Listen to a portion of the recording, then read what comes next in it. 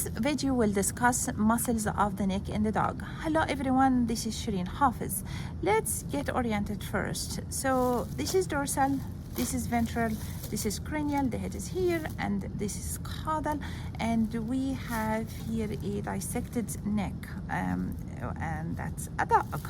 So let's start with the strap muscles ventral in here. So we have three sternos. We have sternocephalicus, we have sternohyoidus, and we have sternothyroidus. So let's start with the sternocephalicus in here. So sterno, that originates on the sternum, as the name implies, and the cephalicus, that means it just ends on the head.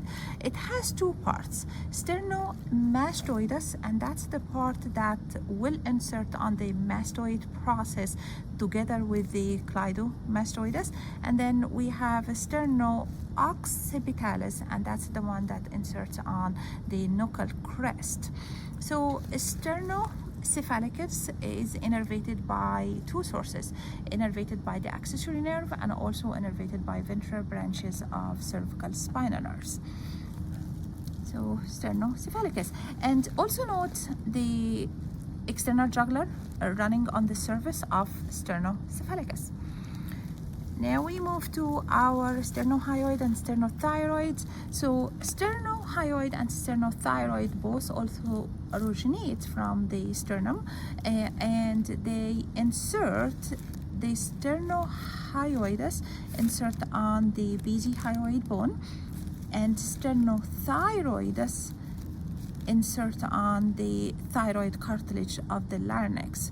And we actually have a third muscle that's thyrohyoid. It's kind of between the insertion of sternohyoid and sternothyroid, so between the thyroid cartilage and the basiohyoid bone, that's sternothyroid. Okay, back to sternohyoid and sternothyroid. Sternohyoid and sternothyroids are innervated by ventral branches of cervical spinal nerves. In addition, sternothyroid is also innervated by the hypoglossal nerve. That's your cranial nerve number 12. Note that because when you dissect those, they're kind of hard to separate, but note that here is your sternohyoid and here is your sternohyoid of the other side. See, they meet exactly at the ventral midline. The sternohyoid is higher because it's inserted on the basiohyoid bone, but sternothyroid is more lateral, and it's shorter because it's inserted on the thyroid cartilage. Okay, so sternocephalicus, sternohyoid, sternothyroid, done. What I'm going to do, I'm going to reflect my cleidocervicalis, okay, and then I'm going to reflect my rhomboidus, capitis, and cervicis. I will also reflect rhomboidus capitis, okay, and I will reflect, this is what's left of omo transversalis, and this is what's left of the cleidomastoidus. I'll put them away. Now I see the splenius. Okay, so splenius is part of the transversus spinalis system.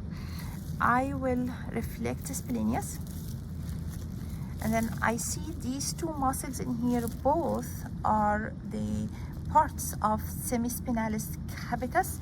So the one that has this whitish strips, this is your biventer cervicis, and this one is your complexus.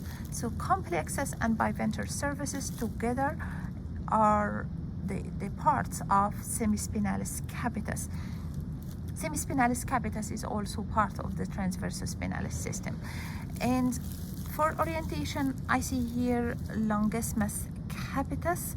It belongs to the longismus system. We're going to discuss those epaxial muscles in another video. But again, for orientation, this is longismus capitis, this is longismus cervicis. Here is the cut edge of your serratus ventralis. And here is your nice long thoracic nerve. Then I will get to these muscles in here. So this is scalenus, okay, scalenus has like multiple strips. Scalenus attached to the transverse process of cervical vertebra and like the first few ribs. The scalenus is a muscle of inspiration, and pay attention that this part is a completely different muscle. This is your rectus thoracis. Okay, then we'll move up. These strips of muscles in here, this is intertransversoris, as the name implies. It's between the transverse processes of cervical vertebra. Okay, and then I see one muscle in here that's more lateral. This is your longus capitis.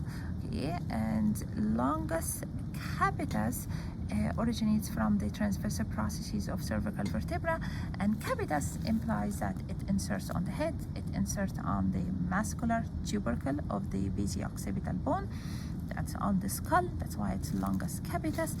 And then when you go ventrally, this is so ventral, you see your longus colli, and in a matter of fact this is the longus colli of the other side. So longus colli attached to the transverse processes and the body of the vertebrae. So it's like a braid from transverse process to body, transverse process to body.